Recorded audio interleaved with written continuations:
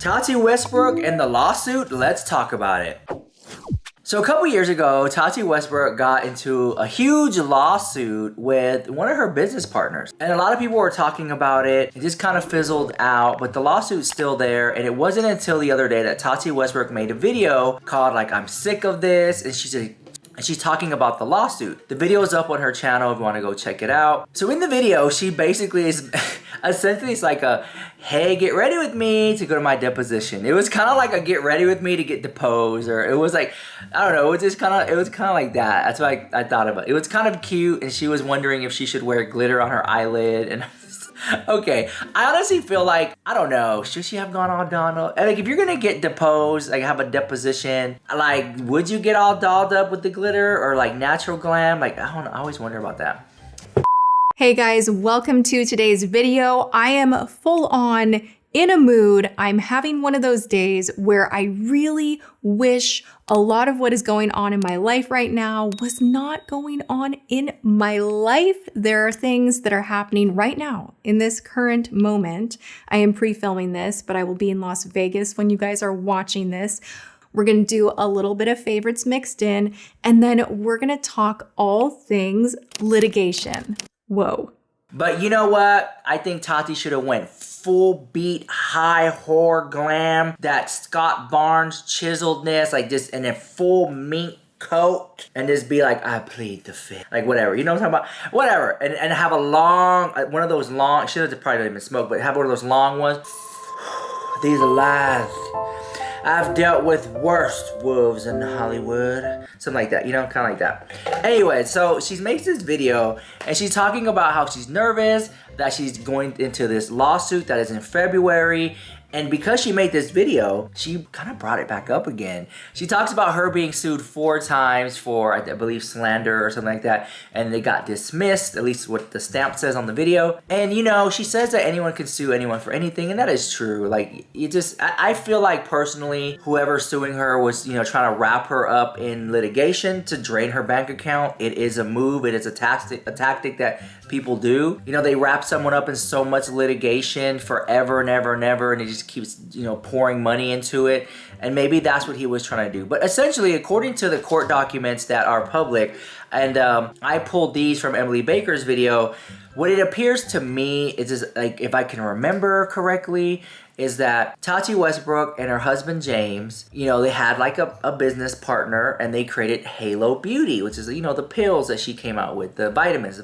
And apparently, like, I guess he gave up some ownership because thinking that Halo Beauty was gonna come out with makeup palettes and perfumes and, you know, cosmetics and so much more. You get Halo Beauty. He was like, wow, like, we're really going to make a lot of money on this because Tati's very popular. She has amazing friends like Jeffree Star, Shane Dawson, and James Charles, and they'll promote her product too, and it'll be like this big influencer brand, and it's like a win-win, right? And then it turns out that Tati made another company called Tati Beauty, where she came out with the palette. At least that's how I remember it. So she comes out with this makeup palette and like this powder sponge, the Blendiful.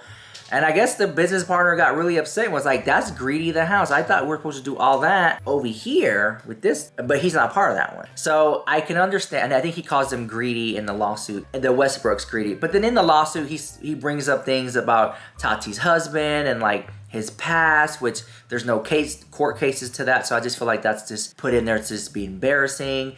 And it just kind of like little low blows, you know, sometimes like you'll say something in an argument, like in a court case, you know, in the paperwork that really doesn't have anything to do with the case, but kind of, and it's kind of like frivolous at that point, but it does make that person look bad. So, and when people talk about it, like news outlets or media, then they mention it. It is embarrassing, right? So all that to say this is, I believe that's what the argument is out, this lawsuit that is in February. And with that being said, I can't help but to feel like, you know, in the document, they're calling the Westbrooks greedy, but maybe the guy's being greedy because he's like, well, you know, you started this business over here. I could have made more money.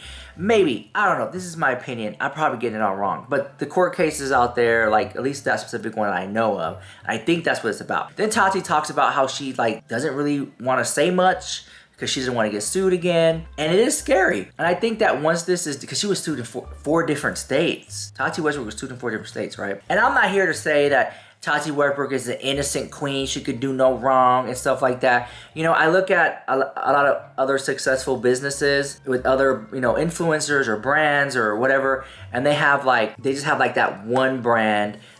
Everything's underneath that one umbrella. I'll give you a good example. Too Faced Cosmetics, Jared Blandino, you know, he had Too Faced Cosmetics, and then I think he sold to Estee Lauder for a couple $2 billion, something like that. And then he stayed on as like, you know, hanging out, helping out with the brand and things like that. And so many years passed, and now that you know, he's no longer with the company, now he started a new makeup brand called, I think it was something Politeful or Polite Beauty or something like that. And so I think that when I look at like people, they kind of just like ride it out, and I feel like Tati should have had Halo Beauty, had everything in it, and then ride it out. But then I also am like juxtaposed, and I'm like, well, maybe Tati wanted to have Tati Beauty, Halo Beauty, and then maybe she wanted to do something with the jewelry line, so you got Tati Jewelry, and then maybe she wanted to do, I don't know, a cozy line, you got Tati Cozy, like, you know, all these different companies or a shell company within a shell company, like, I get it, but I think it just would have been easier if she just had like one namesake with everything underneath it. It seems easier to me, but at the same time, who am I? I'm nobody. I've always, you know, the times that I have spoken to Tati was, what was it? Oh, yeah. She came out with her Tati Beauty palette, and she sent me like the palette and PR and a nice card that said, you know, thank you for your support, XO Tati. And I was like, oh, this is nice. So I thought that was very, very like nice of her. And so it is sad to see her in a lawsuit this long, because watching her as long as I've watched her, I can really tell that the lawsuit is it's really taking effect on her. She's asking questions, like easy questions, like how do you relax? Girl, go get a massage. You get a full body massage, girl. I can tell that she's really stressed out, and she's glad that this is almost here. I think she can't wait till February comes. And you know what? It's like, it's so sad to see business folks fall out like that, and it just be so bad, to the point where 4 lawsuits has been dragged out. And I feel like it probably put a strain on her marriage with her husband, James. And it really affects a lot of things, a lot of moving parts, right? So when you have someone or someones who are like, hey, you did me wrong, and I want to go to court for it, it's really stressful. Whether Tati's in the right or she's in the wrong, it's just stressful all around. Like, I don't know, I just don't want to move through life suing people and doing things like that, right? But at the same time, that's what lawyers are for. Let them handle it, and you do you. Does that make sense? And so far, I think she's doing a great job doing her, but I could tell like the last few years, we just haven't been seeing like the Tati that we really know, because there's something there. There's like this blockage, like this dark cloud over her.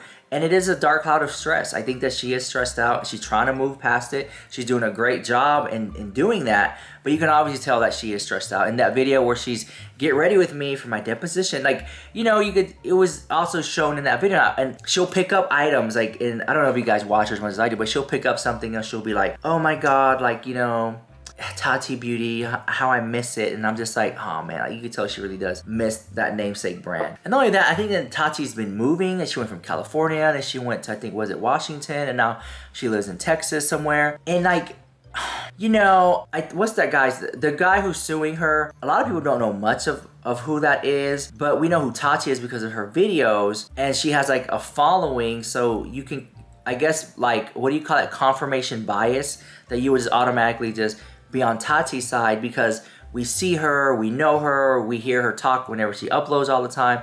But the other person, we really don't know who he is. For all I know, he's a multi-billionaire and has a lot of companies. And I think that you have to ask yourself, like, what did I learn? Whether it's her ex-business partner or Tati or James, to be like, when I mean James, I mean her husband, not James Charles. Because oh my God. Tati, would you just please make a video saying, you know what, I think Tati, this is where I get sidetracked. I think Tati really needs to make a video where she's like, you guys, I was in support of James Charles, and then I wasn't anymore, and then now I am in support of James Charles, and we've been good, we haven't spoken, but now stuff that has come out about him, I just can't, and I no longer support James Charles again, so I unfollow him. Oh my God, if she made that video, 1,000,000 views. Oh my God. Anyways, back to what I was saying. I think that, I forgot what I was saying. You have to ask yourself, what did I learn from this situation? On Tati's side and on her ex-business partner side, because it works both ways. Tati could ask herself whether she wins or loses the case. What did I learn from it? I need to learn from this, because if I don't learn from this, I might repeat this again. What did I learn from this? And then she could really take a few steps back and think about it. And her ex-business partner as well. Like, what did I learn from this situation? What did I do right or wrong that I can improve on or do better or change? With that being said, if he had this huge falling out with Tati, it might have left like a bitter taste in his mouth to work with other people. He probably doesn't want to work with influencers because like, look how Tati did me. If he feels like he's wronged.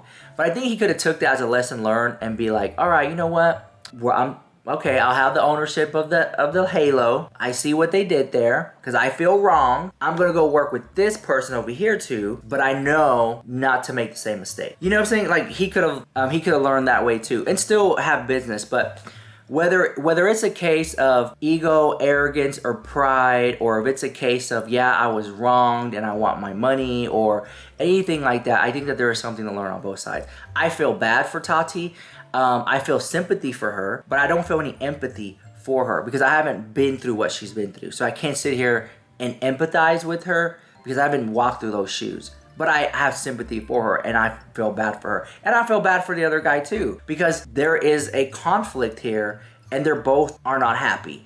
And I feel like this lawsuit in February is gonna be like, we need to come to a middle ground where we both feel like we can walk away from this like we won something. You might have to give a little or take a little, but you know, it all comes down, I guess, to the money, but I don't know. So come February, this is gonna be brought up again. There's gonna be so many people reporting on it, looking into it. I mean, I'm just a little drop in the ocean over here, but there's gonna be a lot of people who are gonna be talking about this a lot as the days get closer. And if Tati talks about it more. But I don't know. Let me know what you think about the whole lawsuit situation with Tati. Leave some positive vibes in the comments for everyone involved. And I'll see you guys in the next video. Bye, I love you so much.